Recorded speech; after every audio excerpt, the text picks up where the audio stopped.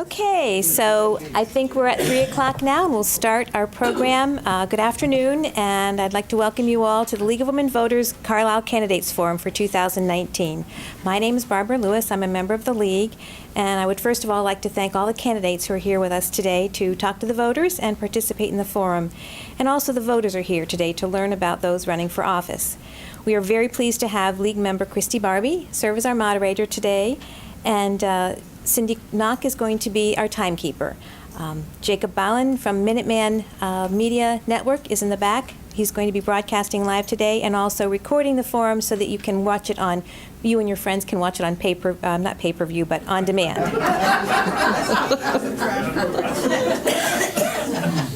I have it written out, and I still can't do it right. I would also like to thank every one of this year's candidates for their willingness to serve the town on boards and committees. Their time and talents are extremely valuable to the town of Carlisle, and their efforts and commitment to the town are greatly appreciated. The League of Women Voters is a nonpartisan grassroots organization committed to promoting citizen involvement in government at all levels, thereby strengthening the democratic process.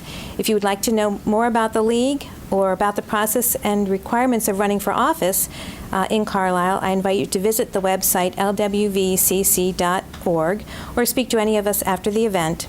Nancy is a League member and Christy is a League member. Do we have any other League members here today?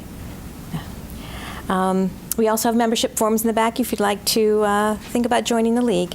We have prepared some questions for each office, and members of the audience will also have a chance to ask questions. We have index cards in the back and pencils, so if you think of a question during the forum that you'd like to ask, I'd be happy to bring you a card. Just raise your hand and a pencil. Please write as legibly as you can, and I will pass the card to the moderator. We'll have some questions today that concerning the master plan that the voters will be asked to decide at town meeting tomorrow night whether to fund. The Master Plan Steering Committee held their first meeting May of 2017 and have been working since then to identify some of the issues, goals, and challenges in Carlisle to prepare for the creation of a master plan for the town. We hope that learning how the candidates view this effort will be informative to the voters. And I will now turn it over to Christy to start the first questions. Thank you. And I see that our town moderator has just arrived, so I'll babble a bit to get ready for you, okay? Can I ask you all to speak up?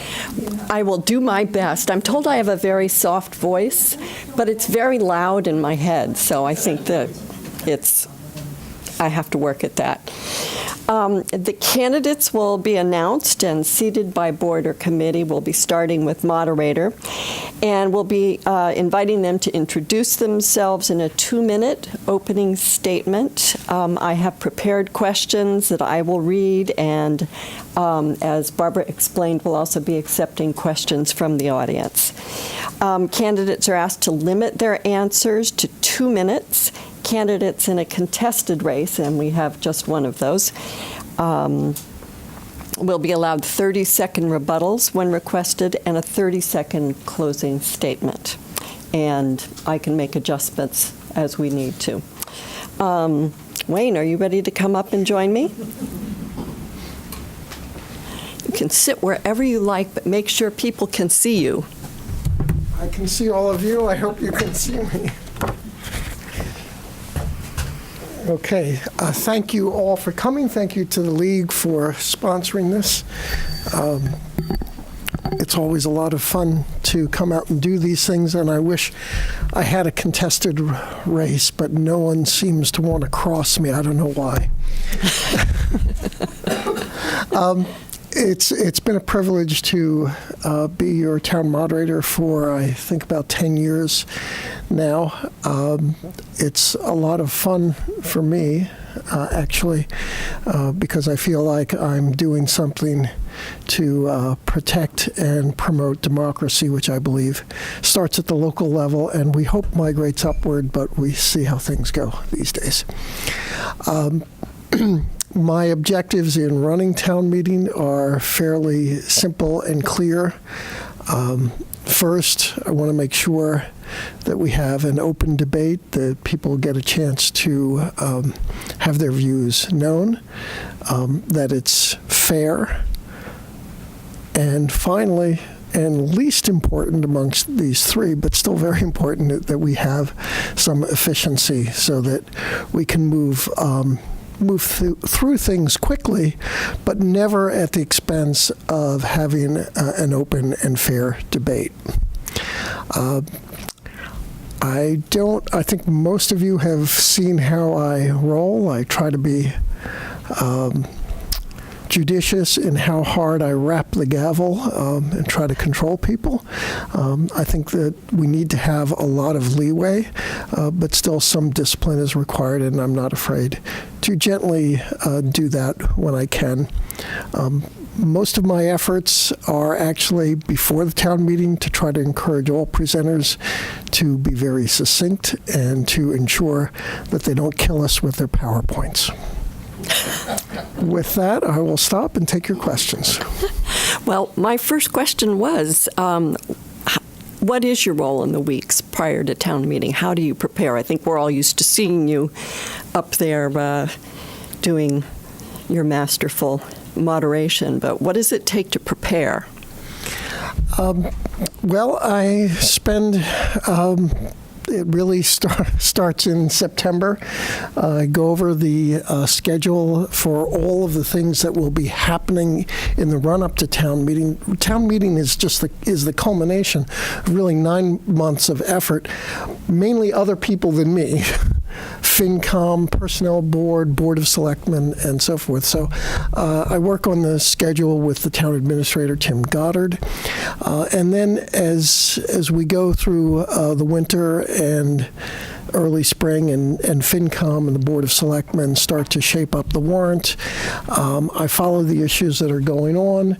As the warrant articles are being drafted, I work with the town administrator to check that they're worded correctly.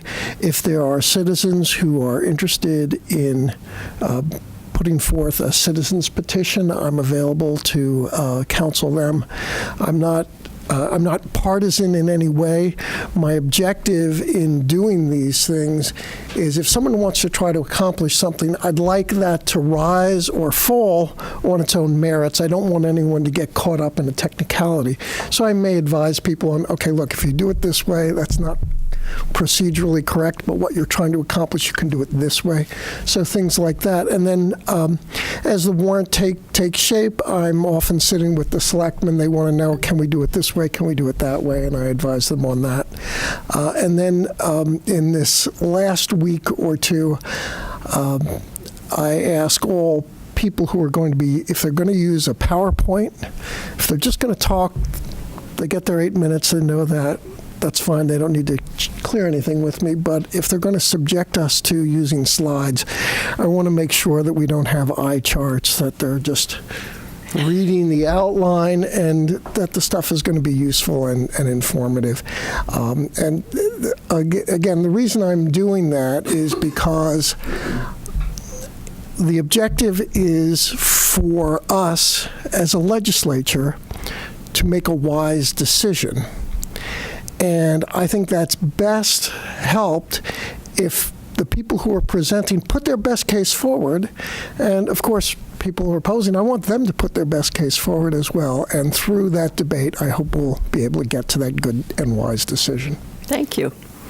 Not long ago, you did a poll looking into how to increase participation in town meeting. What did you come up with? Any new ideas? Not much. Oh. Not much from the poll. Unfortunately, the poll didn't really generate a lot of feedback. We still, as a community, we still seem divided as to would we get more or less participation if we moved away from a weeknight evening and moved to a weekend daytime meeting? I just, there's some towns that they say we do it this way, and other towns say we do it that way. In this town, there doesn't seem to be consensus to move away from what we have. So I don't know whether that will improve.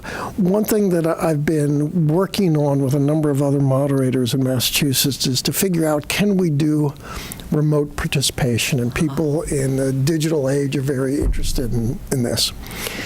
There are a couple of challenges to that. One is that it's not directly permissible under Massachusetts state law at the moment. And number two, and the more important thing, a lot of times I get this question, well, why can't we just vote? Why do we have to spend our time doing it? Well, the answer is because you're a legislature, okay? Town meeting is a legislature, which means you come, you debate, people can amend things. It's not the same as a ballot. If you want a ballot, then you can have a city council, give them all the executive power, and then it's like, okay, go ahead and go fight City Hall. Well, in Carlisle, City Hall is us, really, because we have town meeting. So if we're going to have a legislature, how do you actually enable meaningful remote participation? I found a loophole in the state law. It's not really a loophole, but in exploring this idea, people know that we have the cafeteria open for people can bring, if they've got small kids, so families, and also if we need it for overflow. Well, the state law that allows that says that you can have a remote location so long as it's connected by audiovisual stuff. Oh. So until I looked at the statute, I didn't actually realize that there's actually no physical limitation. It doesn't even say it needs to be in town, though I think it probably should be in town. So I'm looking into, and I just figured this out a couple of weeks ago, so it was too late to do anything, but I'd like to at least experiment next year with maybe if we can get good connectivity through YouTube streaming so that the people can see the proceedings, and if we can figure out an appropriate way of getting the AV, I might appoint an assistant moderator to regulate the proceedings and have a remote location, say, at Benfield Farms. So some of the people there have a hard time getting out at night, so that we could actually have a remote location there. And I'm talking with a couple of other moderators in Massachusetts of doing a couple of these things as a sort of on a trial basis, get some data, and then we might be in a better position to actually talk to the state legislature about potential statutory changes that might move us towards meaningful remote participation. That's just a baby step, but... And just to be clear, you're talking about this in addition to our traditional in-person town meeting method of voting. It's going. Yeah, they would be sitting there as we're in Corey Auditorium. Right. Yes. So if we want to see you live and in person, we can still come and see you. Yeah. All right. There is some new technology occurring this year at town meeting, the poll pads. Can you talk a little bit about how they'll be used? Nope. Nope. Okay. The poll pads are, our town clerk, Mary DeAlderetti, has, first of all, did a fantastic job. Just as she started last year, she came in and inherited the final steps of the transition to our new town website, which has been a process that was going on for years. And she took it on and made really great strides, and a lot of other people had put work into as well, but she really finished off the project. So now we have a really well-functioning town website. So part of what Mary has done, in her general technological upgrading, is to try to speed the check-in with something she calls poll pads. How exactly it works, I don't know. That's her thing. But I just wanted to give her a plug for doing a great job in her first year. We'll be learning about that shortly.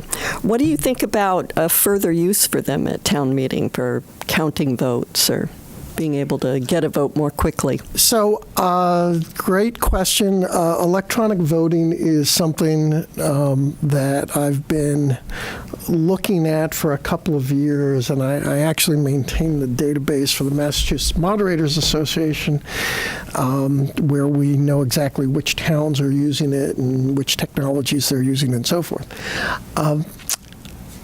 Unfortunately, I haven't gotten strongly enough. I haven't figured out what the case is for using it in Carlisle, unless people are willing to tax themselves for it. It costs money. as much as $20,000 to buy a system, or if you're going to rent system, a couple $1,000s a year, so forth. And last time I brought it up, the reaction I got was, well, we're not interested in speeding things up all that much. We don't have that many counted votes. And when we have them, it's a good time for people to stretch and talk with their neighbors and so forth. So why do we really need it? There are different possibilities. Technology keeps evolving. I keep on top of it. And if there, as often happens with technology, if the costs can come down to a point where this fiscally conservative town feel like it might afford it, then I'll bring some ideas forward. Or if a bunch of people say, hey, look, we're really interested, then okay, we can look more deeply into it. Thank you. Any questions from the audience? Barbara? Nothing yet?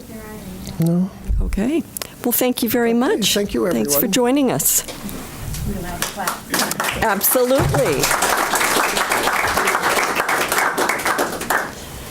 And next up is Teresa. Are you ready?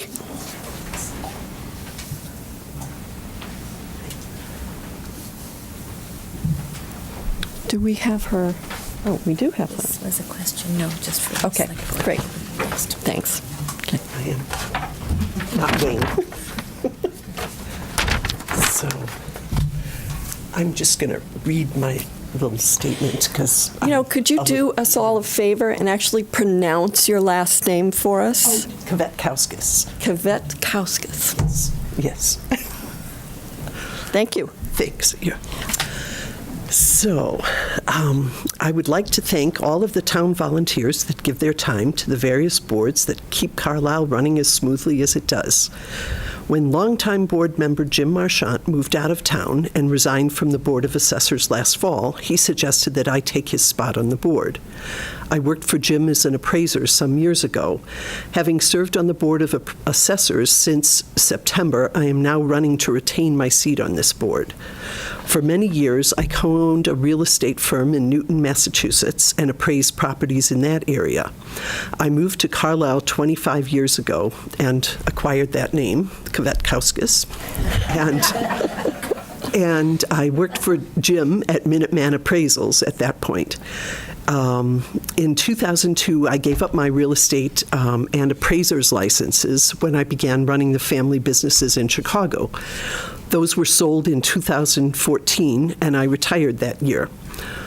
My husband, Bob, and I have raised our two now grown children here in Carlisle and have enjoyed living in this warm community. Thank you.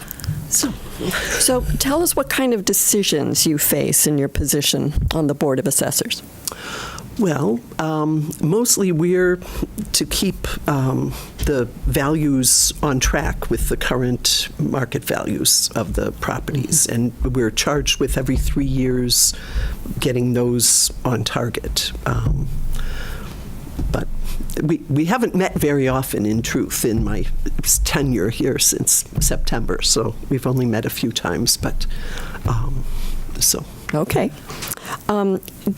Is there a role for the Board of Assessors in the master planning process, should it be approved? Well, the master plan was presented to us, and as a board, we voted that we would like to see it go ahead. I don't know what our role particularly would be, but we were thinking it would be a good thing for the town of Carlisle to have a long-range plan. So. And do you foresee any changes in your job? No, I don't.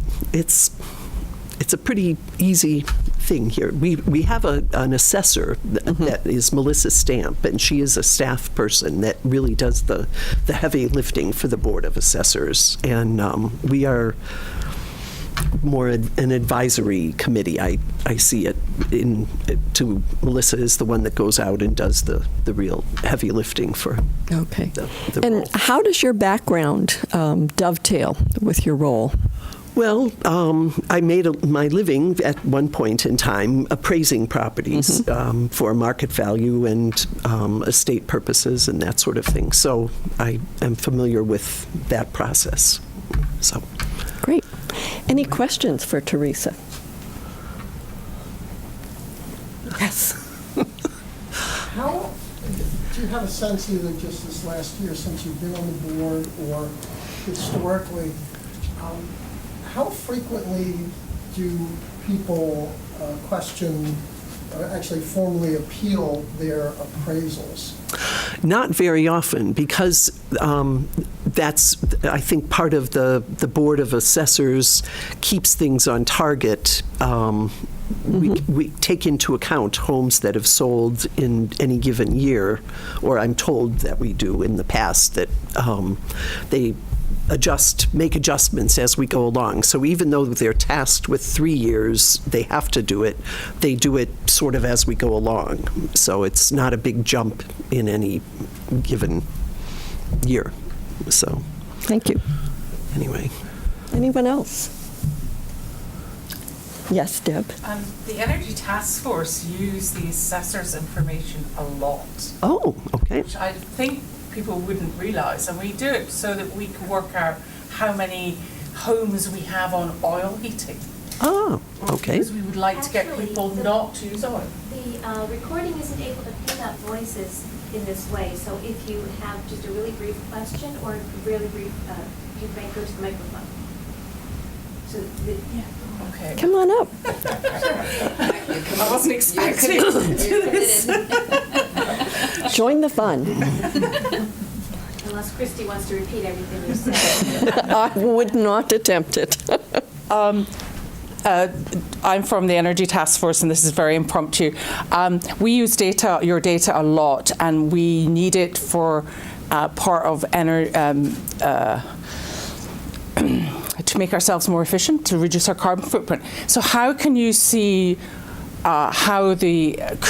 based on this very quick information, how could the assessors help the town residents reduce their carbon footprint, maybe by saying, promoting something? I don't know. It's just a connection that we read the tables a lot. We know what age every house is. We can tell you how many, because that is how energy efficient you are. But it seems that there may be a connection there that could be made between the assessors and the residents and the Energy Task Force, so that we could reduce our carbon footprint. For instance, if you had a house that was more energy efficient, would you pay less tax? Ooh. Or if you had, these are questions I have. If you had a sprinkler system which is maybe using water to your landscape, that's not currently taxed, but should we be taxing it as a community? I don't know if we can do this, but these are sort of questions that we ask about how do we encourage people to become more energy efficient. So, it's not really a question, more of a statement, sorry. I didn't realize that, you all, were using the data from the assessors, so. So I think it just shows how important the information that their board collects is to Okay. other boards. But sorry. Good to know. Sorry, Good to know. It wasn't really a question. Thank you, Deb. Anything else? All right. Teresa, thank you very much. Thank you for doing that.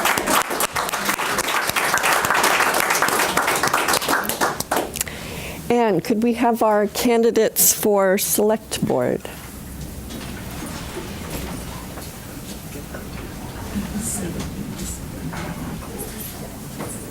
Hi. Sneak by here. Got it?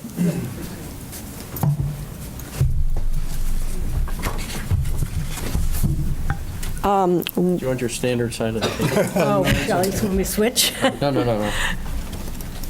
I'll take Alan's seat. This is Alan, this is your seat. This is our one contested race in Carlisle this season. We have 3 running for 2 positions. Why don't we go in alphabetical order? I think that puts you first, Barney. I'd probably be first, whether it's first name or last name, huh? Right. Okay. That's the way it was in school, too. I was always in the front row. Hi, everybody, and thank you to the League of Women Voters for this opportunity. I've lived in Carlisle for 32 years with my husband, and we raised our family here. So I love the community and plan to continue here for a long time. I taught at the Carlisle schools for 10 years, taught kindergarten, and I was on the board of the Carlisle Conservation Foundation for, at least 12 to 15 years, and I currently serve as the president of the board of the Carlisle Community Chorus. So I see some challenges that we face as a town. I've been doing a lot of listening as I've been campaigning, and one of the challenges, I believe, is housing. I've talked to people that are older that are concerned about being able to age here in town, age in place. I've talked to young families that are concerned about being able to continue to live here. And I think it's hard for young families or young people to move into town given the cost of housing. So that's a big challenge we face. As Deb mentioned, I think we need to do more as a community around climate change. I think, even though we're a small town, that we could be a model for what a community like ours can do to address that serious problem. I believe that as I mentioned, our property tax, I believe is a big concern for a number of people as well. And while the headline in the Mosquito made it seem like it was going to be a higher increase, still, nevertheless, a 3% increase is significant for many people. And finally, in terms of education, I think our school system is one of the tremendous assets that we have here in town. But we have a challenge there because the enrollment is declining or has leveled off and is trending downward. And I am very appreciative of all the hard work that the Board of Selectmen do and all of the other volunteers here in town. However, I think that too often they're going in different directions, and sometimes within their own committees tussling, and then certainly one committee with the other. And I think we need to get on that's why I support the master plan. I think we need to have a clear roadmap, and all of us pursue that roadmap. And I believe that I have a lot of leadership skills to offer in that effort. I'm a good listener. I'm very collaborative. I've worked on many, many teams. I'm approachable. I'm open-minded. I'm not afraid to make hard decisions, but I want those decisions to be made in a way that everyone feels that they've had a chance to be heard, and that and moving forward, people feel that it's a fair and reasonable decision. And I'm excited about the opportunity, and I've got a lot of energy to put to it. And as anybody who knows me, once I take on a job, I work as hard as I can to do a good job. Thank you all. Thank you. Next, Luke. Well, thank you. Thank you, everybody, for attending, and to the League of Women Voters. I'm not really a prepared statement kind of person. I more just talk. I do listen as well, but I'm really more of a talker. But and anyone who's been on a board with me, I typically drive them nuts. But no. So I guess most of you know me. I've been in town since 2008. We moved here when Sam, our oldest, was a month old. And we now have 2. So I've actually become known as either Nolan's dad or Sam's dad. I'm not really Luke anymore. But we didn't really know what we were moving into when we moved here. I mean, we moved here for the open space and the schools and everything. But I'll tell you, I was out working in my yard one day, and Sylvia Willard was across the street, so I don't know if folks know Sylvia. She's the conservation administrator. And I got talking with her, and that's how I got pulled in. So, so I was on ConsCom for, I think, 6 years before this. But it's one of those things as you get involved in town stuff, and it doesn't have to be town politics. It could be sports, or it can be some of the kids' activities or the schools or whatever. You really learn just how amazing this community is, and it's really a community of smart people. I've been impressed every time I go to town meeting, that as much as you can prepare, there's always somebody out there that knows more than you, and usually exponentially more, which is amazing. And I wish those people would be on more committees. So it's nice to actually pull in some of the talent, especially when we have specialized committees. But yeah, so I'm looking to re-up. I think I got 2 great competitors here. So while I would still like to get elected, I certainly wouldn't be disappointed, if either of you beat me, because I think it's great to have a contested election, but also I have tremendous respect for Carrie and Barney, and I think the town will be well served with any of us. So Thank you. Carrie? Well, thank you. Thanks, everybody, for being here. A couple of years ago, one of our selectmen resigned, and I was at a town caucus to see who could replace her, and no one stepped forward. And so I think it was Bob Walhagen that said, I nominate Carrie Kissinger, and there I was. I became a selectman sort of overnight, kind of unwittingly and totally unopposed, and I won by 2 votes. So. But I thought, having lived here for 30-plus years, I figured I knew what the issues were, what the priorities ought to be, what the concerns were. But when I got to sit in this chair as a selectman, I learned very quickly that it's not that easy. There are a lot of smart people volunteering their time and efforts. There are a lot of departments of smart people.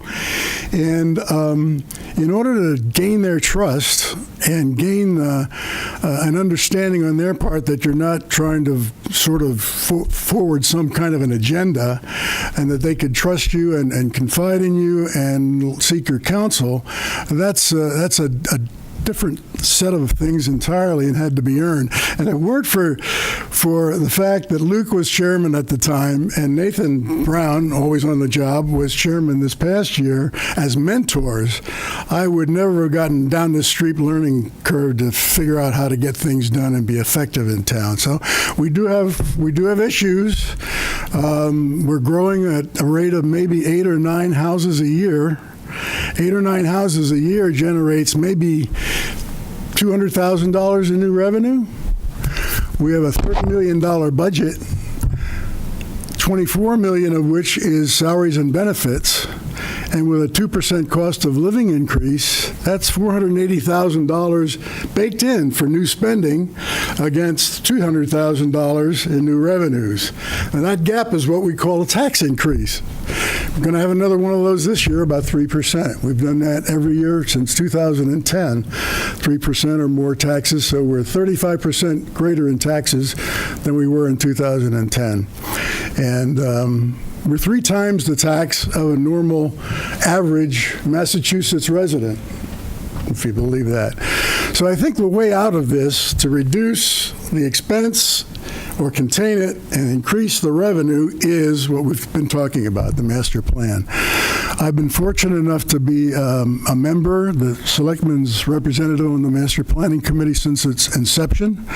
I'm totally vested in it, and I'm passionate about it, and I really want to get reelected so I can help steward it through the next 18 months to see it completed. Thank you. Please vote for me May 7th. Thank you. To each of you in turn, I'd like to pose the question, what do you think the biggest issue or challenge is that the Select Board faces this year? You first, Barney. Well, I mentioned 4. I think overall, the biggest challenge is, as I said earlier, the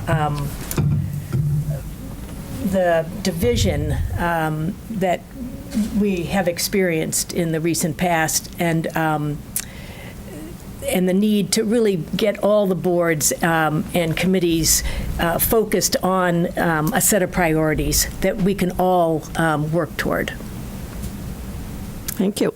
Same question to you, Luke. Yeah, prioritization of needs. I mean, because as Carrie pointed out, where we're going financially is not sustainable. And, while we do have some plans in place, CPC has a plan that, we try to prioritize the way CPA funds are used. The town doesn't really have a plan. And it seems like, at least for the few years I've been on the Board of Selectmen, it seems like we're putting out fires, and there Right. hasn't been that long-term, long-range vision of things like building maintenance, or just the idea of building maintenance, I think, was foreign to the Board of Selectmen for many years, and now we're facing millions of dollars worth of repairs that have to be done because that wasn't done prior. And as Carrie said, we don't have much flexibility in the budget, and it doesn't allow us to do some of the other things that we would like to do. So there are true needs and true wants, and we have to define those and prioritize those, and it does have to be a collaborative effort. I think the master plan will get us a lot of that way there, but it also has to be the boards and committees coming together and saying, how do we prioritize these and do what's best for the town, because every year, last year was especially difficult, and this year is especially difficult. I don't know if folks remember at town meeting, I kind of rattled off a list of everybody that we had to say no to.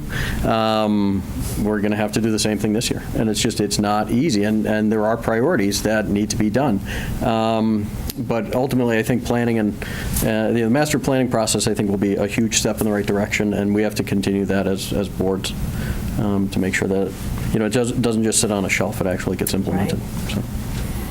Carrie? I think forging a consensus in the town of everybody in this room times 20 or 30 or 40, so that all 5,000 residents can be heard, is very important, because we need them to move from being reactive to being proactive, and that will help us do that. Right. So it sounds as though you all favor the master planning process. I failed to mention that when we do a forum, let's rotate the order that we ask the questions in. All That's right. standard practice that I did not lay out beforehand, so we just pick different first ones. Oh, I was all hoping right. you'd go to Barney first. Yeah, hey, I'm ready. A little more time to I'm process. the challenger, right? I've got to. Yeah, you should be at a disadvantage, right? Well, just because you said so that. now I'm next. Yeah. See, I sat at the wrong end of the table. Yeah. So given your advocacy of the master plan, how do you see establishing a system of accountability so that what the plan says actually yields benefits? Yeah, so that's the whole thing. You don't want the plan to just sit on the shelf. So it's a combination of the planning board and the Board of Selectmen to really drive those pieces forward. But also, too, I have no idea what the master plan is going to come out with.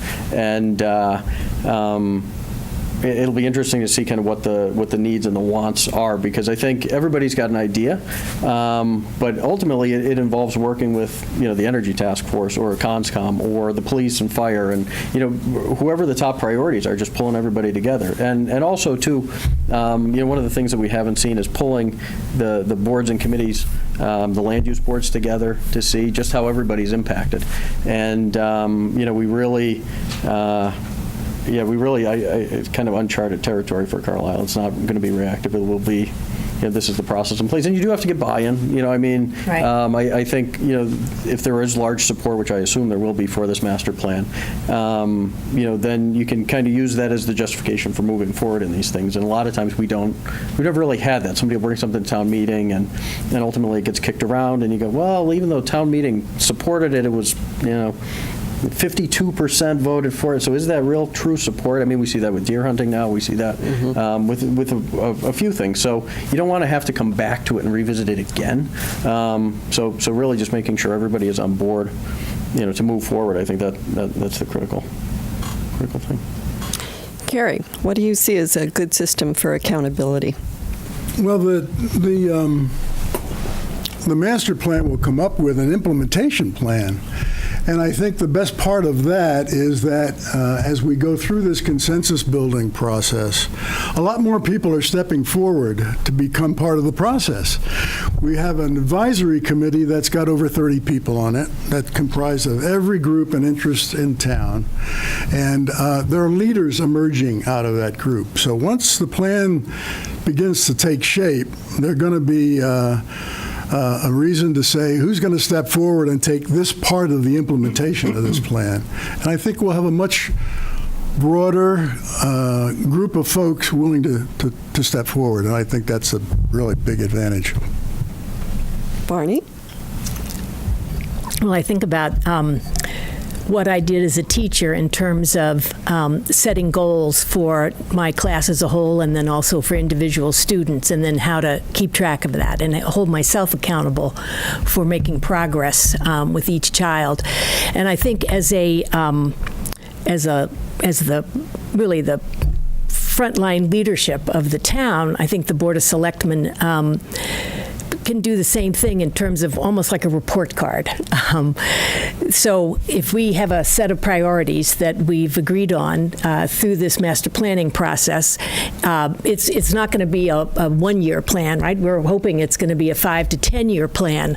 So how do we determine what is feasible to get accomplished in the first year, and in the second year, and in the third year, and have that spelled out, and then work with the various boards and committees that have responsibility for parts of that to make sure they're on track, or if they're running into roadblocks, to help them out and figure out how we move forward. I think ultimately the Board of Selectmen has to really step up as a group and provide the leadership to make sure that we as a town follow through.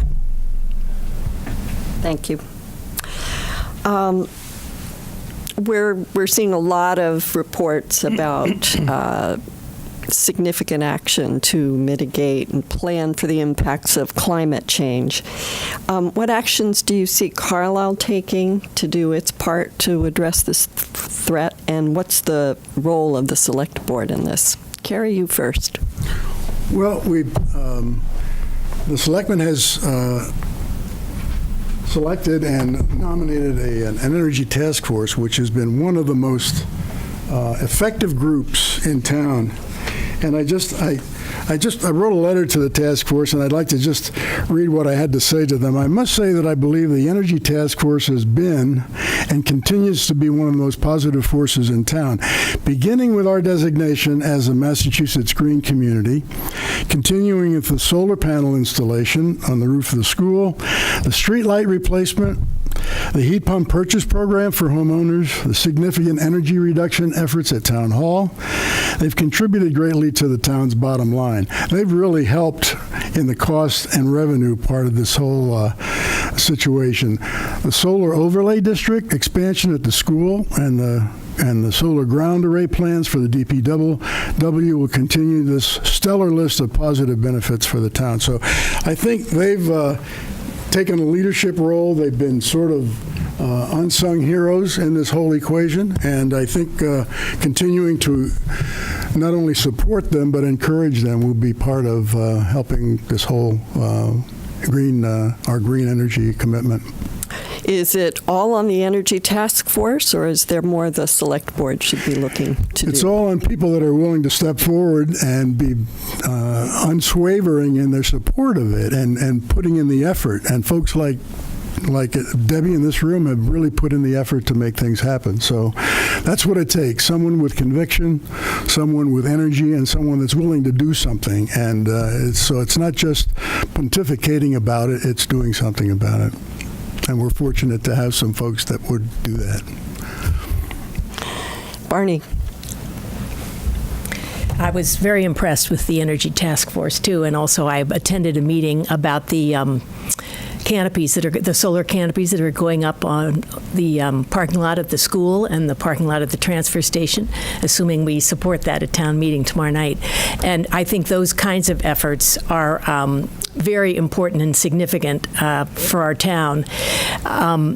I also think there are many other things that we could be looking at, and I know I don't have a particular solution, but I do think we should look at our transfer station and figure out how we can manage that in a way that we increase the recycling that we're doing and making it more effective, but also figure out how can we help our town as a whole figure out how to reduce their trash that goes into the trash section of the transfer station. I also think we could support something like a community compost set up at the transfer station so people could take their household waste and put it into a communal compost, and then you lease a company like Black Earth, which does a terrific job, and they would come and take that, and it gets used as compost in a variety of different ways. I think our household recycling committee needs more support for some of their efforts, and I also think a big part of what we as the selectmen could do is to provide more both public leadership around our town trying to become as green as we can, but also education and just information. I think there are a number of very skilled people here in town that have expertise in this area, and they've sometimes, they've held some public meetings to try to explain their ideas, but I don't think they've gotten as much support, and their knowledge has not been spread as far as it could be. So in general, I think the Board of Selectmen could just be much more forcefully supportive of moving us toward a more green community. Thank you. Same to you, Luke. All right. Just to expand upon what Carrie and Barney have said, being supportive of the Energy Task Force, but not only from, like we have in the past, hey, that's great, go out and get more grants, see what you can do. What we've actually had some discussion over the past, few months, and we've implemented a small budget, at least for the Energy Task Force, but I think we need to expand upon that, and because what happens now is the monies that are saved typically just get wrapped into the general budget, and we don't truly understand just how much of a financial impact it's having. I think Debbie actually held up a number. What was it? 120, 130,000. Yeah. That the Energy Task Force things that they've implemented are actually saving the town, and it'd be great if the town were more supportive of that in terms of one, giving them a budget, but also two, in terms of help and support for them to get grants. The vast majority of this has been grant funded by the 5 people that are on the committee, primarily writing those grants and supporting that. And we did have an energy manager for how long? 2 years. Oh, 2 years. Okay, I was going to say 8 months. So longer than that. And I think they were a spearhead in getting the grants too. And I think as we've seen more and more, there is grant money available for energy and other things, but you still need the people to do it, right? So and I don't know exactly when we would implement an energy manager, or again, an assessment has to be done. And if I go over, just throw that paddle at me because I can talk. But I think we need to show more support for the Energy Task Force. It's definitely a major concern. It's definitely a major issue for everyone in the world. We are, I think, going to implement a composting thing, which is good. We did listen to the Energy Task Force, and we evaluated the energy for the town, right? And now the town is almost 100% wind, right? So that was a huge impact on our carbon footprint. So it's things like that that don't even come to our attention, and just paying special attention to those and really focusing and being supportive again of the boards that support us. So. Thank you. The question is, do you support the creation of affordable housing in Carlisle, and what steps need to be taken? Do we need a new approach? And how can we be better prepared to consider opportunities that come our way? I'm going to go to you first, Barney. Okay. I'm very supportive of affordable housing. And when I say affordable housing, I really mean a much broader set of options for people that might be interested in living in town, or those that would like to continue living in town. So really just more housing diversity. I don't have a magic wand for that. One of the, I think, obviously the real challenge is how do you make it economically viable? And I think there are opportunities that we have as a town, and what's difficult, I think, right now is that because we don't have an agreed upon plan for housing, an opportunity like the Stern Street property that comes up that I think would have been a very smart thing for the town to buy. because it would have given us some additional options in terms of property. It was a short turnaround time, and we didn't have a plan for what to do with that if we were to purchase it. So the Board of Selectmen decided not to exercise the option. I think we need to look at the revenues that come into the town, and I know it's primarily the property tax, but look at how we're doing that. It's just my understanding is it's a flat across the board property tax for everybody, regardless of whether you're a resident or a commercial property, and whether you have a small house on your property or a large house on your property. I think we should take a look at that and see if there are ways to change that might bring more revenue to the town. And then I also think we have to look at some of the big ticket expense items and figure out how we can keep those, if not level, at least as low as we can, so that we free up some of the revenue that we do have to explore public-private partnerships that might produce some housing that's more diverse for us, and some other, I think there are a lot of ideas out there. I think we need to bring the smart people together at the table and really put our heads together and figure out how to do it. Thank you. Carrie? Well, a lot of things have changed recently. First of all, Barney, I'm glad that you defined affordable to be broader than just subsidized housing, that there is a need for more diversity of housing in town. I think some things have happened very recently that could change this picture dramatically. Number one, we have a new zoning bylaw that makes more affordable or more diverse cluster housing available in town. And the first one of those will be out on Bedford Road. We'll see how that goes.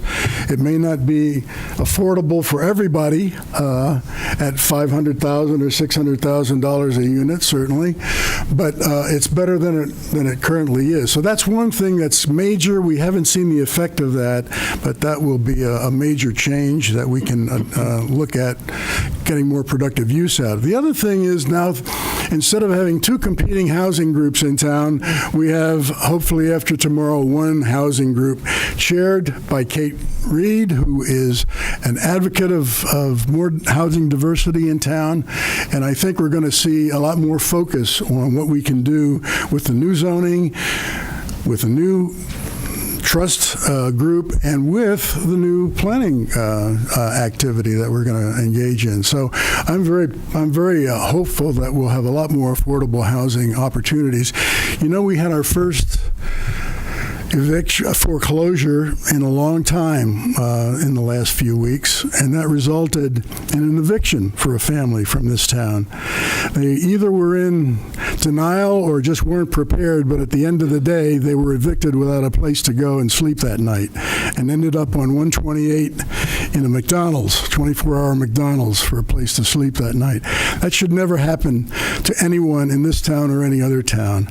Fortunately, there's now a process in place that will never happen again, but it has happened. It will happen again. There are people that are on the edge in this town. There is a definite need for more housing diversity and for the ability for people to remain in this town that want to stay here. So we need to, we'll see a lot more on that with the master plan. Luke? Yeah, well, it's tough going after you two. So same message, the affordability of Carlisle, right? I think for many years the town was focused on 40B. Certain groups were driving that, and the town didn't necessarily have an appetite to try to get to that 10%. There are a number of reasons I don't believe that we will ever get to that 10%, but that doesn't mean we shouldn't do anything. And ultimately, it's really about making Carlisle affordable, and having just the one board, hopefully after tomorrow, to do that and drive a discussion forward about different types of housing. Should we buy down? Should we work with developers to try to buy a couple of units when they're doing a development? Should we purchase land and do that? I mean, there are a million different ways you can look at this, and we really need to figure out what is best for Carlisle. What's the appetite in town? I mean, I think the vast majority of people I talk to want some sort of affordable housing, and affordable being, not necessarily just subsidized, but also just being able to age in Carlisle or being able to have their kids move into town, because it's not only expensive to buy, it's expensive to stay here. I mean, the average tax bill is, $16,000, so it's expensive to stay. So there are a lot of things that we haven't really explored yet in terms of making Carlisle affordable. And I think, both Carrie and Barney touched on some of that, but, I think, getting people together, same sort of thing, the master plan process, giving us ideas of how much of affordable housing or how much housing we actually need, how much housing is sustainable, because it all has impacts. Obviously, the school population is declining, but if we can make housing more affordable, maybe we can bring that school population back up to where it should be. And then, other pieces fall into place. We get some tax revenue. The schools, we're now, housing more kids and having it at the place where it should be. We don't have to make difficult decisions with the schools. So, being able to bring people into this town makes a big difference. And, I hope that the planning process does that. I hope that people have confidence in the housing authority or the housing trust, as opposed to having a housing trust and a housing authority to, move this in the right direction and not have competing, I don't want to say agendas, but not have competing views of how to actually get there. So. Yeah. Staying with the subject of housing, we have a question from the audience. Who's going to be on the new Carlisle Housing Trust? And will they be elected or appointed? And what's their mission? Is this for the trust. But is this for anybody who wants to answer it, or? No, I'm going to pick one of you. I'm going. Just one answer. No. Carrie, we'll start with you. Okay. Well, the trust is. Kate, would you like to make a commercial announcement about the trust? The trust comprised of the 5 selectmen plus additional folks who are nominated for selectmen for the trust, one of whom I believe Maureen Deary is here today. I don't see the other person, but there's going to be a 7-person housing trust that will be responsible. It's called the Carlisle Affordable Housing Trust. That's the name of it, and that's the mission of it. It will represent, we hope, your consensus as to how we should go about doing that. We haven't had that consensus in the past, and all of the other approaches and proposals to have housing in Carlisle have suffered as a result of that.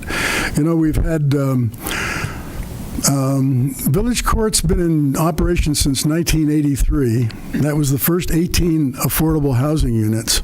2014, we got Benfield Farms. How many years later, from 2083? It took that long to get another 26 units. In all of that time, we've had the Housing Authority and Housing Trust involved, but it's just a very difficult economic formula to find the land use and the political will in town to use it for those kind of purposes. So we'll have a trust, one single housing trust. We already have several hundred, $500,000 or $600,000 of CPA money in that available for that trust. Every year we'll put another $50,000 or $60,000 into the Affordable Housing Trust bucket, and it'll give us the opportunity to consider a lot more options. Kate, would you like to say anything further on that?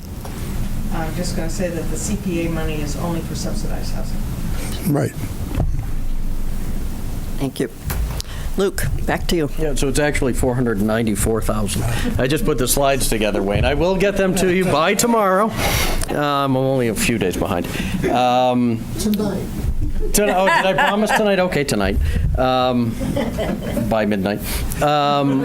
So it is. It's the 5 Board of Selectmen and then 2 members at large. Right now, I think we're going through a bit of a learning process as to exactly what we can do, because the Affordable Housing Trust needs to focus on strictly affordable housing. That's the way it's written in our charter. So there's going to be a distinct role difference between the Affordable Housing Trust and the Board of Selectmen, and I think we have to realize that. But again, the goal will be to push housing forward. We do need to figure out a way to better leverage the CPA funds that we have, and but also too, when we do these projects like Benfield, find out better ways to manage them as a town, because I think everybody's read there have been major issues at Benfield, and there are still major issues at Benfield, exactly, and those need to be resolved. I mean, we can't just put housing in because we think, oh yeah, it's the right thing to do, let's put housing in and forget about it. It has to be, again, sustainable and maintainable for the town, because you now have residents of Carlisle. They are Carlilians. And we have to focus on that as well. So I think that's going to be a major part of the Housing Trust as well, because without the Housing Authority, we're going to absorb, if we do build town-owned housing, that becomes the responsibility of the Housing Authority. And, we've already taken steps, I think, to work to hopefully getting to a point where we can resolve some of the issues at Benfield. I don't think it's moved as fast as some of us would have liked, but but having the motivation and the desire to do this, I think the board is strong, and we've all been around the block, and we want to get things done. So and I think we're all excited about it. So okay. Thank you. Sorry. Barney. Pedal comes up.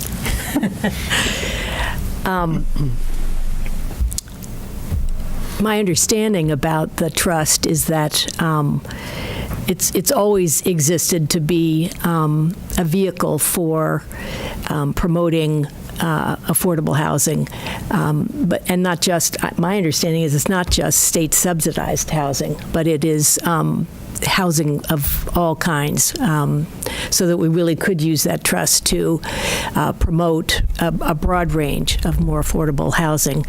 One of the things that I've thought about with that trust is that I would encourage the board, whether I'm elected or not, to take a look at the membership on the trust, because I think it's helpful, particularly given the history between the Housing Authority and the Housing Trust, which has not been collaborative and has not been positive. That people in town have confidence that the Housing Trust will be an even-handed, objective group of people that are going to work toward what is really best for the town, and that would include making sure they understand the master plan and are meeting, working toward those goals. And so, for example, instead of having all 5 members of the Board of Selectmen, who I think are, from what I hear, they work very hard already, and it makes sense to have a definite connection, membership representation on the trust from the Board of Selectmen, but I think we should shift the balance and bring in some additional community members or members of other boards in town that have a real stake in moving us toward more affordable housing. So I would support, I think that requires a bylaw change, so that would take another year to do, but I think that is something we should move toward in terms of making the trust something that people in town have confidence will move forward in the best interests of Carlisle. Thank you. Do you prefer selectman, select person, or member of the Board of Selectmen? I'm told that the Massachusetts Municipal Association refers to boards of selectmen and to select boards, so there's beginning to be a transition there. What do you think we should be calling our board, Luke? honestly, it doesn't matter to me, but select board, I'm fine with whatever we want to call it. I actually brought this up last year, I think, when Kate was on, because there was an article in the Globe, some town tried to do it, and huge backlash, trying to switch from Board of Selectmen to Select Board. And Kate wisely said, I think we've got other issues that we've got to worry about. And she was right. But I mean, I'm perfectly content with select board. It really doesn't matter. I mean, I'm thrilled that Kate's on. And I'd love to work with Barney. I also love working with Carrie. I mean, I don't focus on select men, select women. It's whoever's on the board you got to work with, and hopefully you bring the best people forward. So, Barney. Wonder what I think. It was when I was deciding about a yard sign, originally it said Board of Selectmen as I was, working on the design and looking at my computer, and I took the dogs out for a walk, and the whole time I was thinking, Selectmen, come on, I can't put Selectmen on a sign for myself. So I switched it to Select Woman, and I think we need to make the board, even though it's a name, I think names matter and they convey a message about our town, and I think we want to be inclusive and encourage everybody to, consider running for office. So I think something like Select Board would make a lot of sense. Does that make you a select boarder? Yeah. Carrie? No, I really don't have a. When Kate came on board, she said, "Selectmen's fine with me," and that doesn't matter to me. I don't know if it matters to anybody else. If it does, then we can always change it. you should read that article in the Globe, though. It's amazing how much I saw that. dissension there was. It's like, really? I mean, What do you think? Select board. Select board? It does matter. Select board. It does matter. Select board. There you have it. From those who spoke up. there you go. There you go. I don't think we're empowered to take that vote here. Thank you. That's the end of my prepared questions. Do we have any questions from the audience? Yes. Do you want me to go up? That would be lovely. Thank you.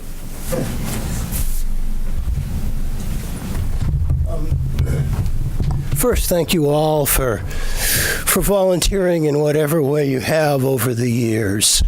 Our town is a better town for it, for all of your personal interest, and I think I speak for so many, will share that. I'm one who, like many, moved to Carlisle for the low-density, open space, rural environment. And we live in an atmosphere that every time you listen to a politician or you listen to a corporate executive, they tell us that growth will solve our problems. And I, for one, reject that. I think growth is an environmental disaster and an economic Ponzi scheme. And with respect to more housing of any kind or of all kinds put together, in that difficult growth scenario where every year there are more people looking for supply, how do we know when we have enough? That's my question for each of you. Thank you. Carrie, would you like to go first? Well, Yeah, really. he just wants more place to ride his bicycle. That's what he wants. Why, I think our population is the same as it was 10 years ago. Did you know that? Most people. I did know that. That's because families are smaller, which I think is wonderful. Right. But I also think that a lack of growth is ultimately good. Yeah, well, we have been growing very slowly. We're not going to be able to outgrow our problems the way it looks at the current rate. So we have to figure out more creative ways of doing that. someone, I think you mentioned, Barney, private-public partnerships. Now, I'm for having a McDonald's right over here. No. I think there are ways of growing that will not impact what we look like. Agricultural growth, for example. There's a critical mass now in town of farms that can become a source of revenue for our town if we do it wisely. There are a lot of ways we haven't even looked at. So I moved here for the same reason that you did. In my heart, I don't want to see us grow to max out at 8,000 population, which 20 years ago, I think we had a little planning session that said we'd max out at 8,000. Here we are, still at 5,000. We're not growing very rapidly, and the way all the land that is set aside in conservation restrictions is really limiting the ways in which we're going to be able to grow this town. There are very few parcels of any size left that will lend themselves to that kind of development. So I think your concern is real. I mean, I know it's genuine. I know you. It's a concern we all have. We'd like to retain the rural nature. I think we'll be able to do that, but we're going to need ways to raise more revenue or reduce our costs. Barney. It's also a factor in why Michael and I moved here, but we also moved here because of the schools.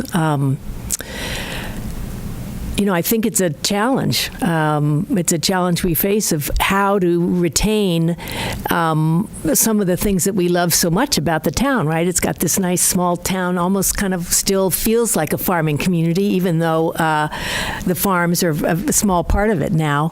I do think one of the things that's happened to the population is it's not just that people are having fewer children. It's that, the demographics have shifted a lot. From when we first moved here, it was over a majority of the families had children. And now that's not the case. So the people of older age are the bulk of the population now. So how do we address their concerns about being able to live in town? And so I think the challenge is to, it's as Carrie says, I don't think we need to worry about, too much growth because we have very limited options for how much more we could grow. It's more, how do we figure out a creative way, innovative ways to make the housing that we do have more affordable, and more diverse, and also whatever new housing goes up, how to manage that in a way that it is going to provide more diversity to the town, and it may also provide some additional students in the school, which would be great. But I think we can't just say we're going to keep it just like it is because it's not sustainable the way we are now. So we have to look at the future and make some changes. So same sort of message. It really is hard following you two. It's sustainable growth, and but also trying to maintain Carlisle as Carlisle. I mean, you drive from Westford or Bedford or Bill Rickett, Chelmsford, and when you're in Carlisle. I mean, and that is why I think a lot of us are here. 2-acre zoning. Some people call it snob zoning. Oh, you don't want to know your neighbors. I know all my neighbors. I talk to them. I disappear there for hours talking to my neighbors. Carlisle is different. And people have that appetite to keep it the way it is. We're not going to hopefully change zoning anytime soon to, get rid of 2-acre zoning. We're not going to, make these radical changes to increase the ability for developers to build. I think creative ways like they did with Bedford Road, where you use a part of the land that is truly developable, and you cluster it, and you keep. How many acres was it? 30-something or 40 acres preserved as open space. I think that's a phenomenal way to look at things. And it's not necessarily right for every parcel. It worked for that parcel. But maybe there are more creative ways to do other parcels. I don't know. But we do have to continue, to grow at least from a revenue standpoint. I mean, it's impossible to just kind of grow, because there's going to be salary increases and there's going to be retirement. I mean, OPEB is killing us. Healthcare costs are killing us. So we need to generate more revenue. Maybe looking at agriculture, maybe looking at, more industry that Carlisle, that fits Carlisle. I don't know, but I want to keep the character of Carlisle the same. I think anytime somebody talks about tying into the water treatment plant, you go, that opens up a completely different can of worms for what Carlisle would look like. And while wells and septic are a pain, it limits the growth and it limits the density, and I think Carlilians like that. So the thing is, if we want to keep that character, then we just have to be more creative. Oh, sorry, the paddle. Be more creative to figure out ways to generate revenue. Could I add to that, please, just once? Oh, okay. Yeah. There's 30 seconds. There's a proposal to add kids from out of town to our schools at $5,000 a head tuition. Now, our schools can take another couple of hundred people. We have, 10 kids per teacher right now? We could probably, and the argue against it is, well, it costs $20,000 to have a kid. If we only bring 5,000 in, we're going to lose money on that proposition. Well, we could bring 200 kids into the school at $5,000 a head, or another $1 million, and the fixed cost of our school probably wouldn't raise one iota. Can you think about that? We could probably help ourselves and help others in a way that doesn't cost us a lot more and brings in a lot more revenue. There's other ways to do this. Does that make sense?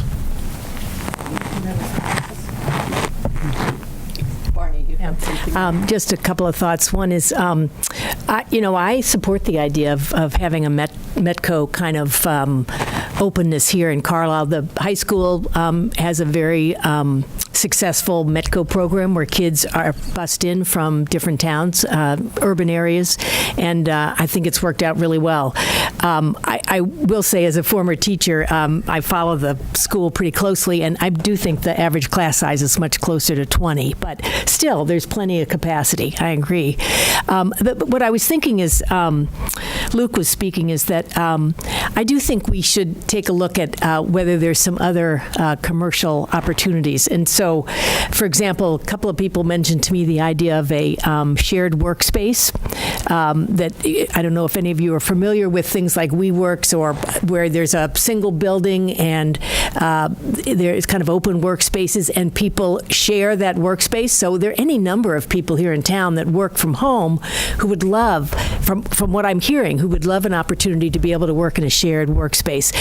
Does that alone bring in, tons of revenue? No, but it would bring in some revenue if we thought about how that was set up so that it would provide some additional revenue to the town. And I think we need to take a look at other things like that. And yes, would it change a little bit some parts of town? Yes, but I think we need to be creative and innovative because for me personally, I don't want to live in a town that is one that only fairly wealthy people can afford to live in. And I would say most people here in town don't want that. And so while it's also, visually a beautiful place to live, and we all like the open space, we've got to think about also the people that live here, right? Because that's really what makes a community, is the people that live here. So that's why I would support being creative about how we bring in some new revenue and do housing in a more creative way. Luke, last chance. I'm good. Thank you very much. I do want to make sure that we have time for our school board candidate here somewhere. Thank you very much for your answers and for being on the hot seat for an hour now. Okay. Please vote for me on May 7th. Oh, that's right. We get a closing statement. Oh, boy. By 30 seconds. I'm so sorry. I'm so sorry. You don't get to, you're not the only one that gets to say that, right? Since you already started, what's your closing statement? That's it. Gosh, I would like to say the same thing. No, I would just say, regardless of whether you're voting for me or not, and obviously I hope you would vote for me, I really hope you'll come out and vote, and I hope you'll encourage other people that you know, especially if you have voting age children. I think it's really important to have people participate in our democracy. And just for myself, in terms of running for the Board of Selectmen, I've enjoyed immensely this process.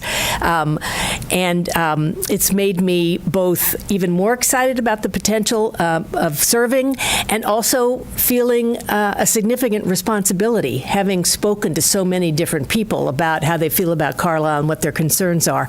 And one of the things I hope I can do if I'm elected is to continue to have that open communication with people, to have the entire board be seen as approachable and willing to have conversations, and that we're going to bring people in town together more and really work toward our master plan in a way that strengthens our community rather than pulling us apart.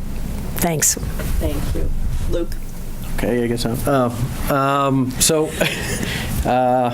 I don't know. Again, I didn't prepare anything, but just to echo Barney's point about being an open board that people feel like they can approach. I think that's huge. I'm one of these people at work that I get up and I go and talk to everybody, and people come and talk to me, and I feel it's kind of been that way, in my time on Conscom and Board of Selectmen, that I think I've always been approachable. And some people have been a little standoffish, but you take the good with the bad, and the thing is, if somebody has an opinion, you got to listen to it, and you talk through it, and you figure out what the problems are. If you have a board that isn't approachable, if you have people that aren't approachable, you're never going to get anything done.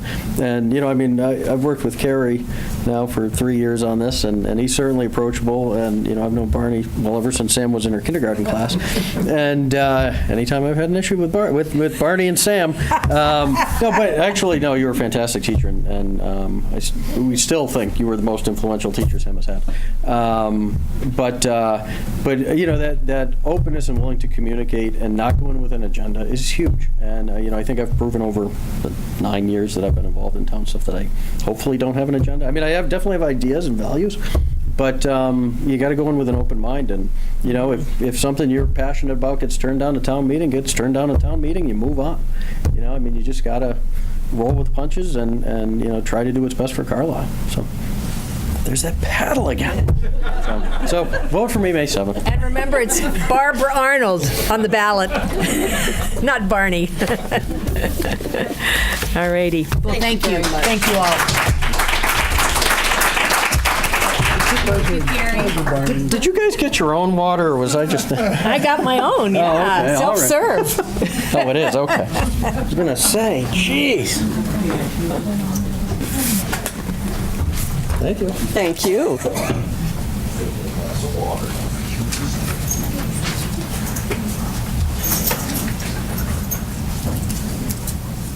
Sorry. Do you have your glass of water? Did you want? I'll get your glass. I think I'll be okay.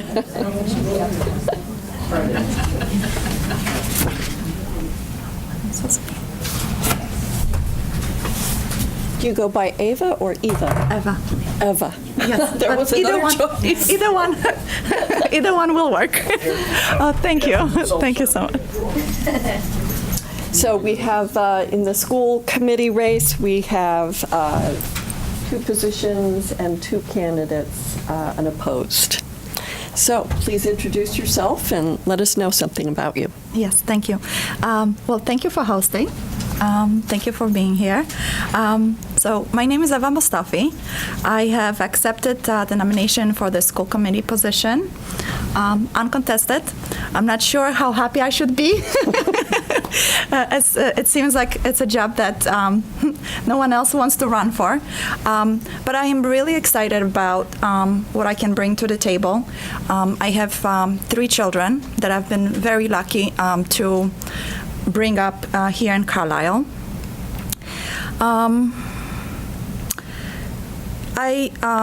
I definitely bring a host of assets to the board. For the 12 years that we have been living here, I've been volunteering at the school. Started first at the Red Balloon. I don't know if anyone remembers our beloved Red Balloon, but I started there and continued volunteering and helping at the school for all the time that my kids were and are going through the school process. I feel like I bring the assets that will facilitate and guide my role on the board. First, I bring to the table an open mind and flexibility. I'm very passionate and committed to representing various perspectives, opinions and concerns of my community members. I also bring my can-do attitude and genuine interest in collaborating and being solution-focused. My previous experience comes from working with this Carlisle parents and administrators and teachers during volunteering at the school. So before I had the privilege of staying with my children, I worked for Merrill Lynch at the high asset, high wealth group, and I found that volunteering and raising my kids in this closely knit community really brought a lot of value to my life and also to my children. I feel very lucky to be able to build such a wonderful community around my kids. If you ask my children about their experiences having been growing up in Carlisle and going to the school here, they will tell you without a doubt that they will come out with a very long list of things that they love about the school, our town. And they will tell you all of the reasons why they feel that our school is so special.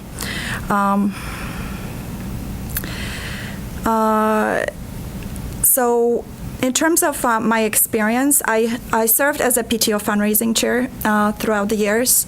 I ran the house tour as a chair, commending and helping build a consortium and working with 70 different volunteers to bring the necessary funds to help fund the programs that are not the funds that we don't have to add to our kids' school experience. I also sub-chaired spaghetti supper. There's in town. Yes, absolutely. And so I really have enjoyed working with different parents. I feel like we are very unique in a sense that there is so much talent and expertise. And when we all put our heads together, we can push new ideas, new and innovative ideas forward to better our school experience for our kids.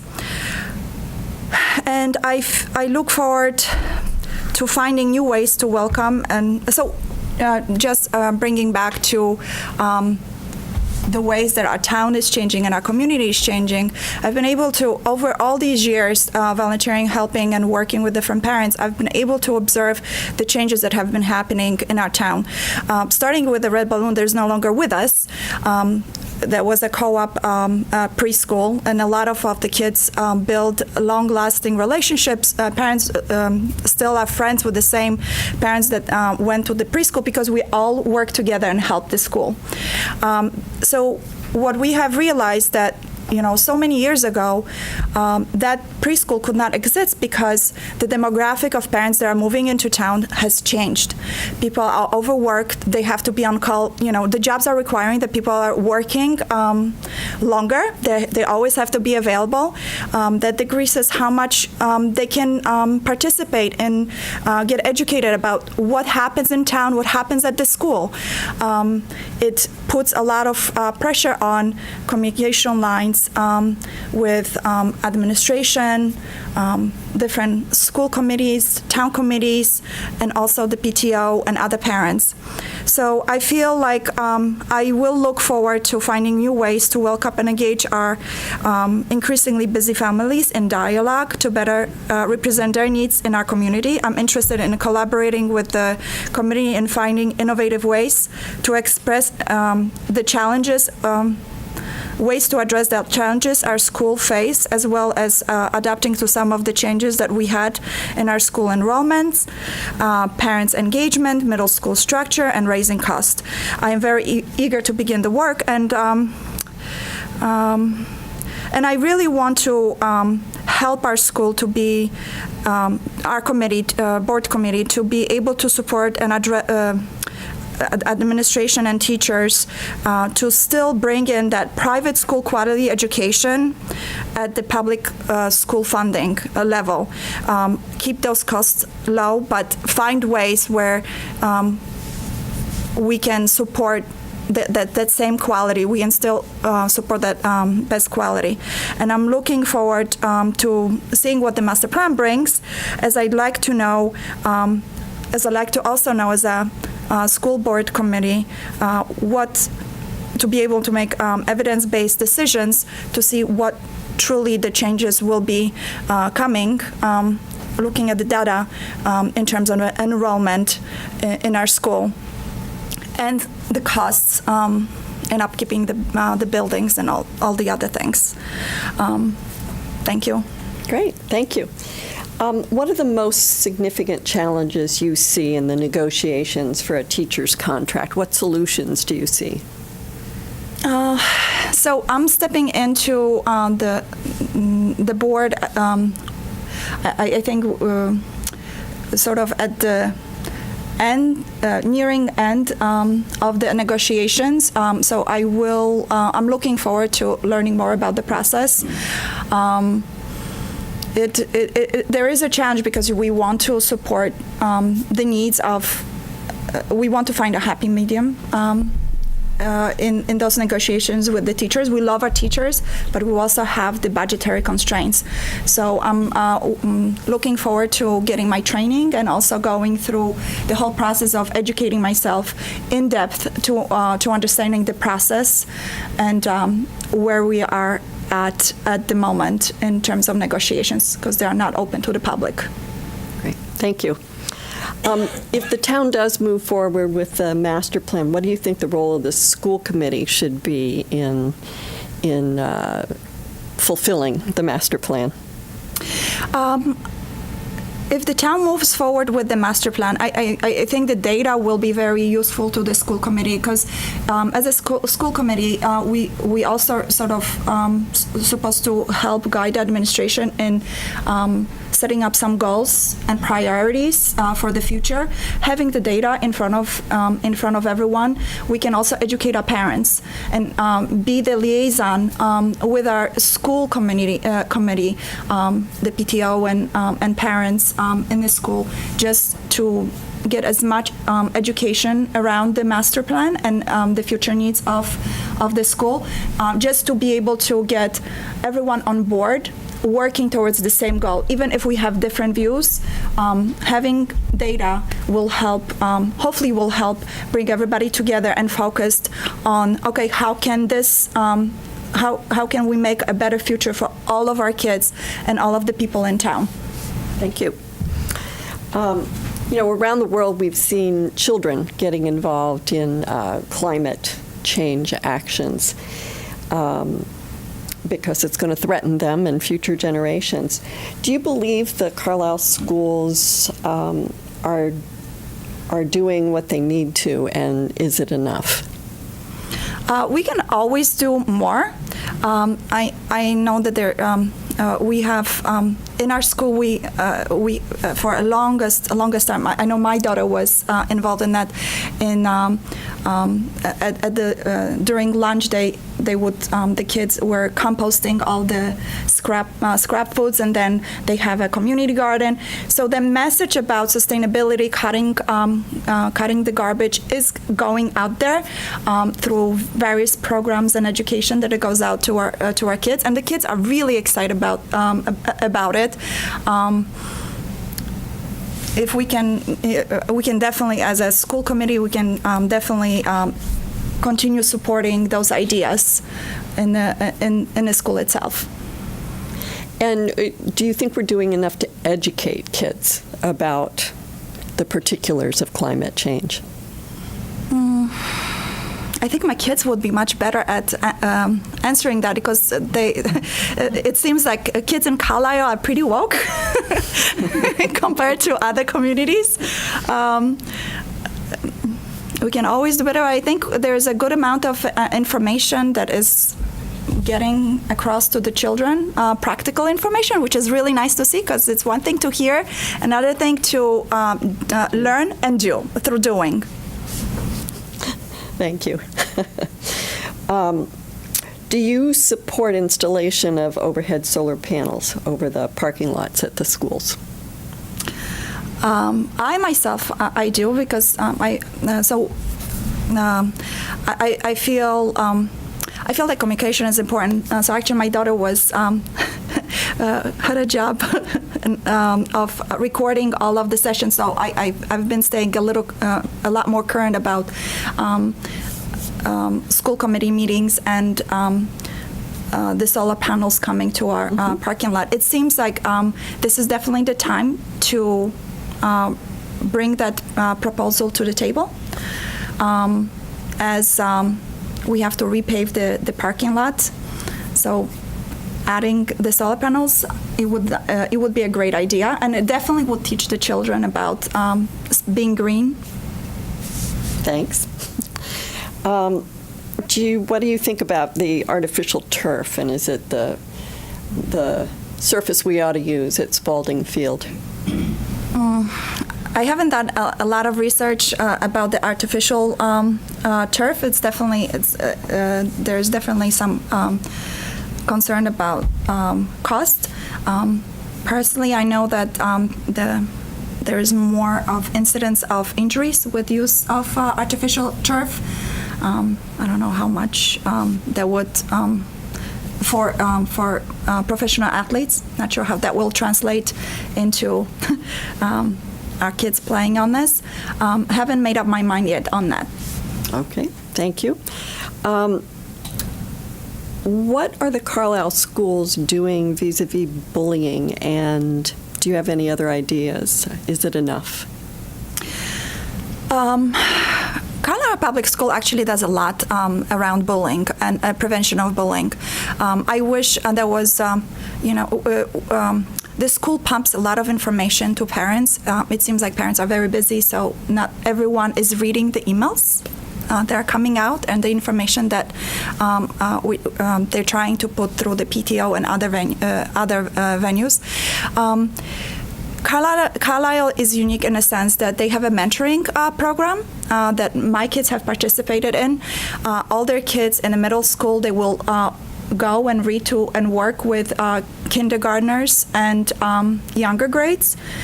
So the kids feel a lot more welcome, and they have a big brother and sister in older grades. Carlisle has pushes the idea about being inclusive, and you'll hear that coming, listening to my kids. They will say, these are our values. Our values is tolerance, inclusivity, and celebrating differences, whether they are learning, social differences, accepting everyone for who they are, because everyone comes with different challenges. So I know that the school has many programs set up to help children be inclusive. I know that the school also helps kids in social situations. There is a big focus on social growth and Carlisle values. So I think there is plenty done. They do address any bullying incidents right away. Can more be done? There always can be more done. But the school has definitely done a lot to address bullying in school. Thank you. Here's a perennial question. Can you envision a use for the Highland building that would meet a need in town and that would be acceptable to the school committee? Yeah. There's a huge problem because it's so close to the school and there's no parking around this that it could be used. I don't know, maybe some sort of intergenerational usage for the building, and maybe some, maybe that co-working space after the school and all the programs are finished, so we can get some usage out of the building itself. I heard that it's not a big space and it requires a lot more work inside to bring it up to code for usability. So. Hopefully we can come up with something, or maybe we can just lift it and put it somewhere else. We've talked about that. And are there other challenges facing the school committee and our schools that may not be getting as much attention as they should?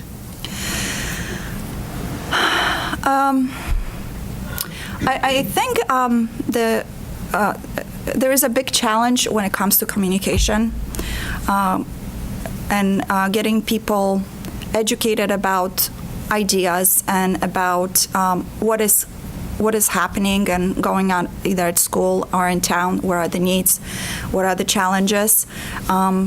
People are so busy, and Facebook is not helping. It seems like the culture has changed where people are clicking more and are so busy there is that loss of connection that doesn't help getting more people working together and solving the issues that our school is facing. So communication and getting information in front of people where they will find it and getting them to read it is definitely the biggest challenge, because you can do so much work and then no one is there to pick up the baton. Yes, thank you. Do we have any questions for Eva from the audience? I see a hand.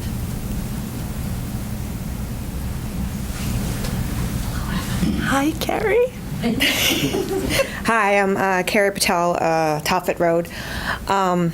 I haven't been here that long, 5 years.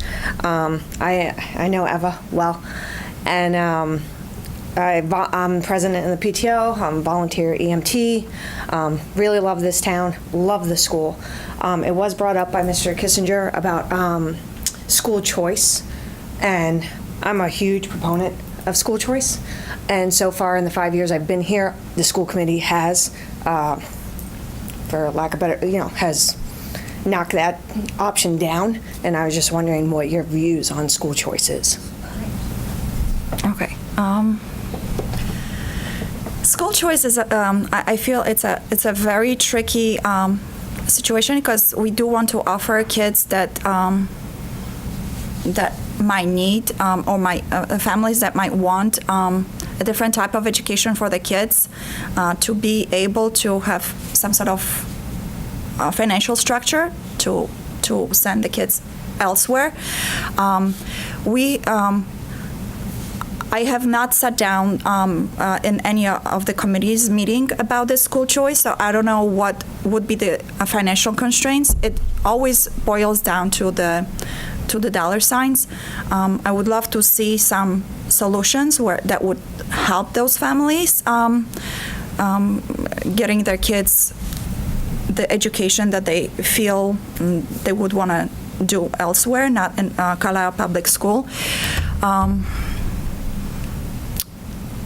I'm not sure if there is an easy solution. If there is an easy solution, there might be some other innovative ways to to come up with a way to resolve that, to give people some choices. It boils down to the falling enrollment. It's basically we need a critical mass of students to be able to pay for the school buildings and the teachers. And when that falls, then the taxes have to be raised, or the teachers have to be let go. So that's my understanding.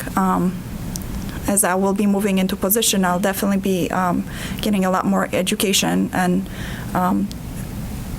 around that financial part and budget part. So I'm not sure what my thoughts are, because I have never really sat down, looked at the what were the ideas brought, what were the solutions brought to the committee, and how feasible it is financially to provide families with school choice. If we can provide better education where I can meet those demands at the school, that would be ideal. Thank you. Anyone else? All right. Thank you very much. Thank you. Being up here all by yourself.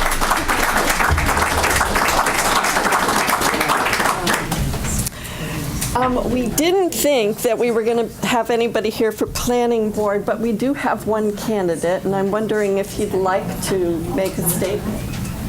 I didn't prepare one. Would you like to introduce yourself? I'd be happy to. Great, thank you.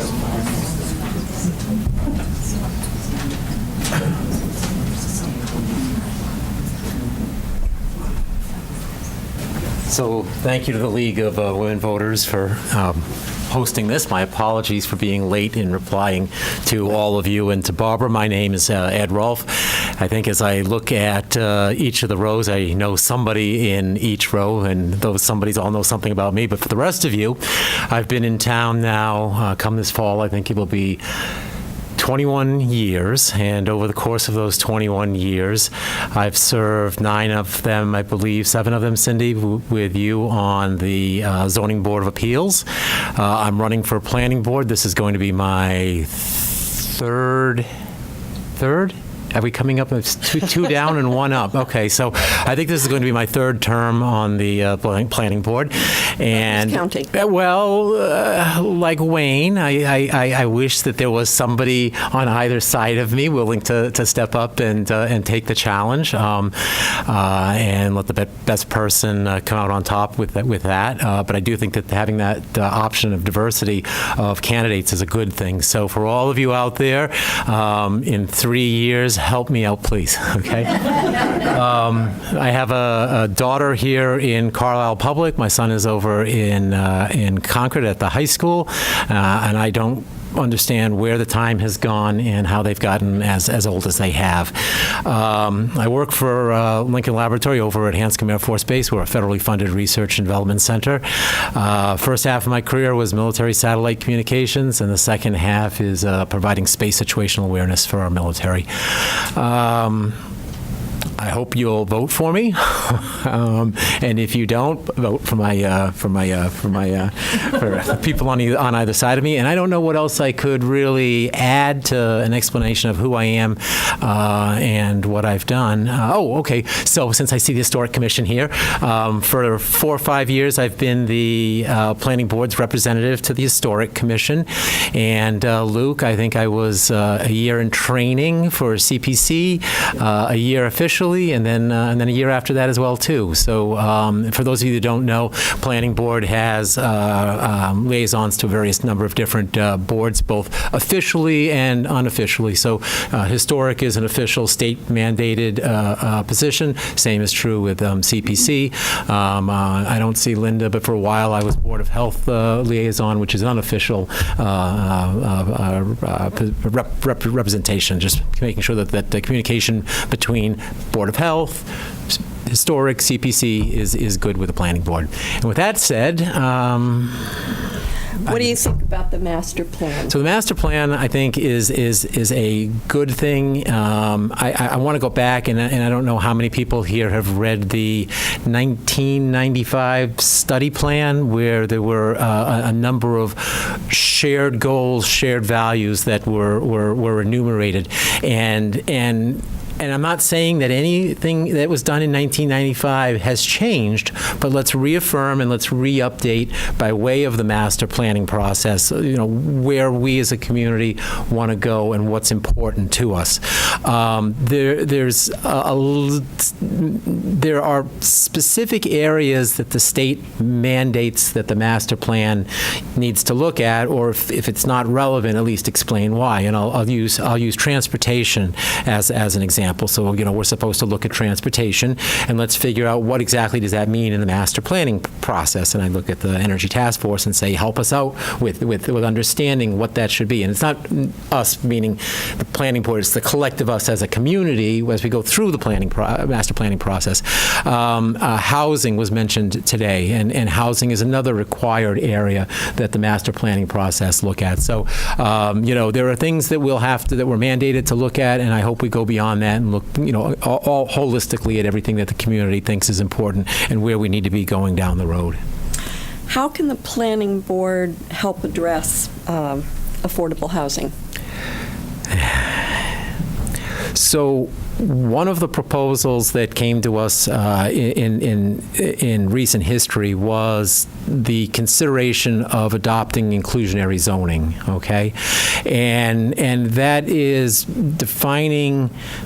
reevaluating some of our zoning and maybe using zoning specifically for subdivisions, changing our zoning to incentivize developers to include more affordable housing in their developments. So when you have a large development like up on the hill up here, help me out.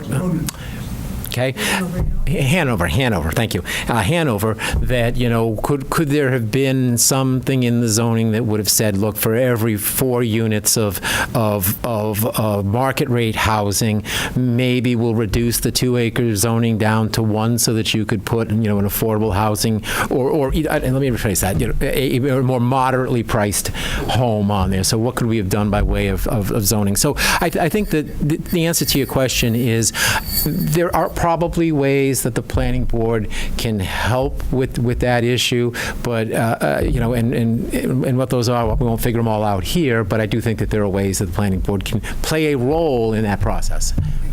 Yeah. Thank you. What role can the planning board take in addressing the town's stance on climate change and the reduction of greenhouse gases generated in town?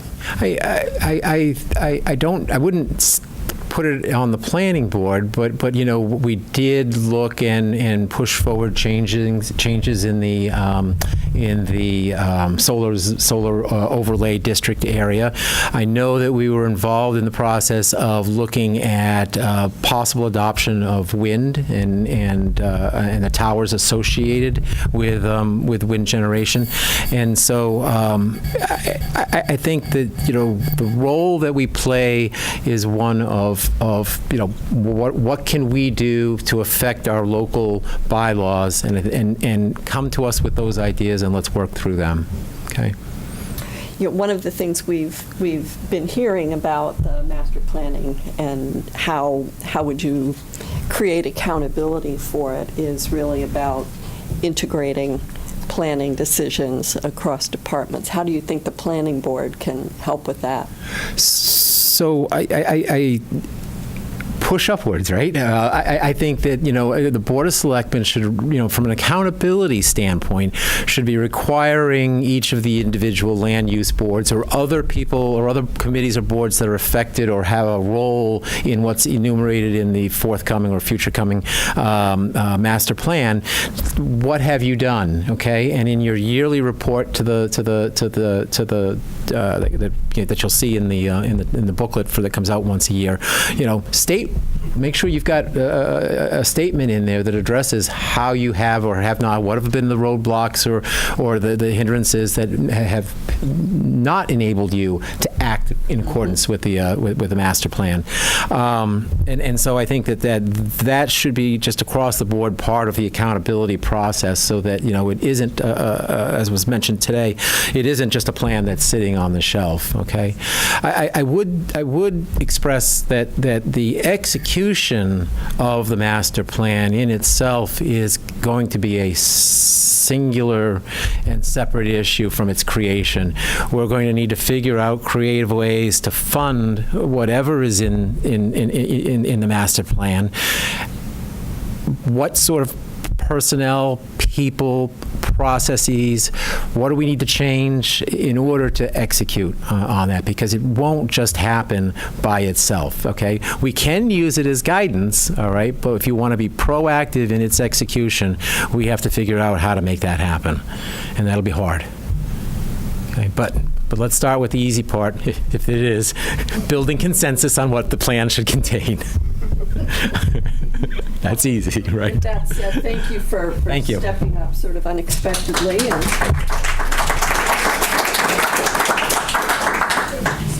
And as I understand it, that brings us to the end of our program. Is that right? I think so. Thank you all for coming. I think you've heard a lot of great information here, some of it very eye-opening, very valuable for you at the polls. And you've been encouraged to participate in our town vote, and that will be May 7th. But also, I'd like to encourage everyone, I'm sure Wayne would concur, that go to the town meeting tomorrow night. I'll see all of you there. We've got some important things to decide in town, and see you then. Thank you very much.